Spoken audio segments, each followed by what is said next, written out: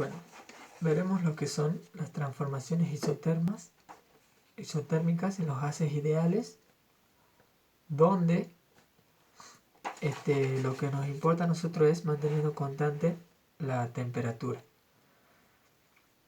En este tipo de transformaciones, que son las transformaciones fundamentales de los gases, vamos a tratar de calcular el intercambio de calor, el intercambio de entropía, intercambio de trabajo en este tipo de procesos.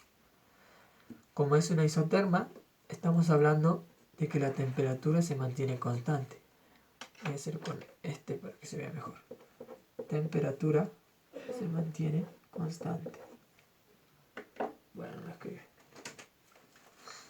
A ver.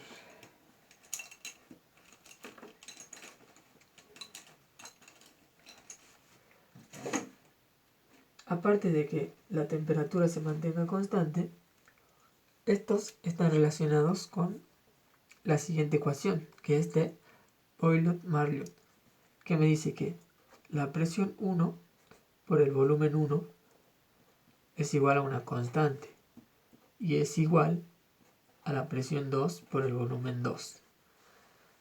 Estamos hablando de un estado 1 hacia un estado 2 en una transformación isotérmica. Estas ecuaciones serían las que están ligados nuestro sistema. Para empezar a deducir las incógnitas, lo que tenemos que hacer es plantear el primer principio de la termodinámica, donde tenemos que el diferencial de la energía interna es igual diferencial del calor más el trabajo, diferencial del trabajo. Por lo que, si analizamos lo que es el trabajo, vamos a tener diferencial de Q es igual a T por delta de S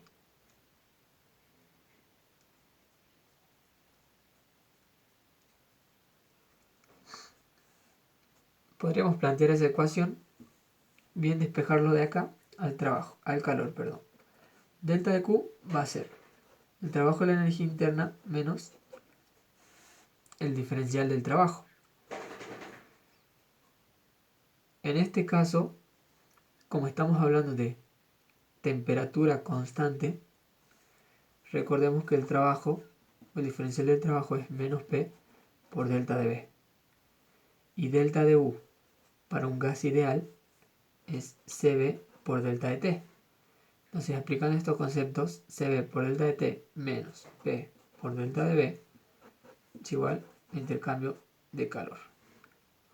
Como la temperatura es constante, la temperatura 1 es igual a la temperatura 2, esto implica que el diferencial de temperatura es igual a 0.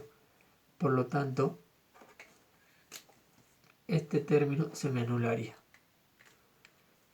quedando que el diferencial de calor es igual a menos P por delta de B. Es decir, el diferencial del calor es igual menos el diferencial del trabajo.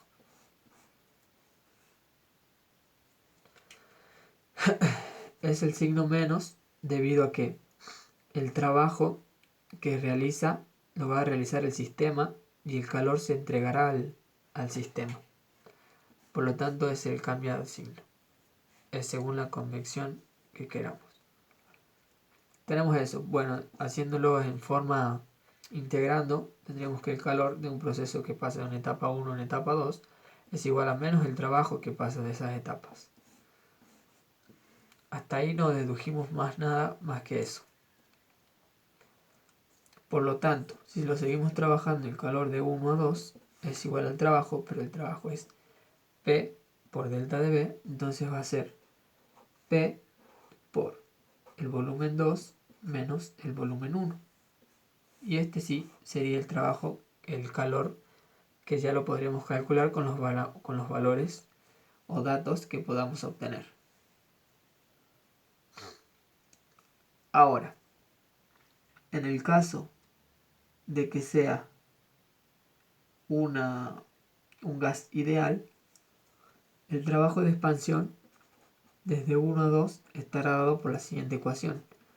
R por T por el logaritmo del volumen 2 con respecto al volumen 1.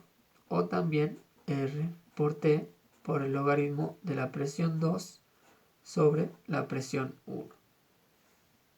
Y estas serían otras formas de calcular el trabajo. Bien, calculamos el trabajo y el calor. En este caso es si tendríamos una presión constante. Pero acá, como decimos que es una isoterma, podemos decir que la presión no necesariamente va a ser constante. En el caso que la presión no sea constante, el principio del trabajo de calor, el calor transferido de 1 a 2, deberá ser aplicado como T por delta S. La temperatura es constante, entonces es correcto aplicar este término. Bueno, ese sería un delta. Ahora entonces me quedaría integrando. El trabajo va a ser igual a T por diferencial de S desde una temperatura 1 hasta una temperatura 2. Entropías, perdón. Entonces el calor de 1 a 2 va a ser la temperatura multiplicado la entropía 2 menos la entropía 1. Y ese sería, ahora sí, el calor generado por una isoterma donde varían la presión y el volumen. Ya calculamos lo que es calor, calculamos lo que es trabajo y ahora pasaremos a calcular lo que es la entropía. La entropía del sistema, el delta de la entropía, va a ser igual a la entropía del estado 2, que va a depender de la variable que se mantiene constante, temperatura, y de la otra variable que va a ser la presión. Menos, porque es un diferencial, estado final menos estado inicial, la entropía en 1, bueno, esta va a ser la presión en 2, que va a depender de la temperatura y la presión en 1. A la temperatura no le pongo temperatura 1 ni temperatura 2 porque sabemos que se mantiene constante. Por lo tanto, aplicando una integral para poder sacar correctamente el diferencial, vamos a tener que es la derivada de la entropía respecto a la presión, manteniendo constante la temperatura por un diferencial de presión. Esto va a ser desde una presión 1 hasta una presión 2.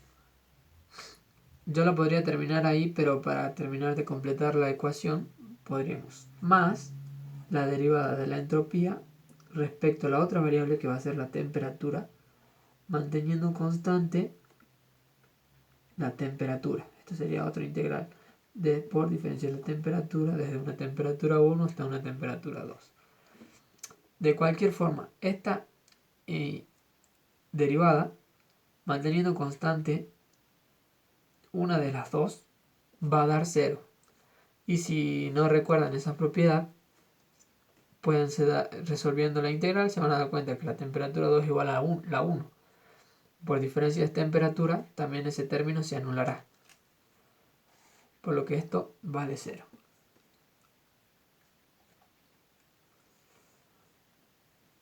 Entonces el delta de la entropía me va a quedar como una integral de P1 a P2, el diferencial de la entropía respecto a la presión manteniendo la temperatura constante por el diferencial de la presión.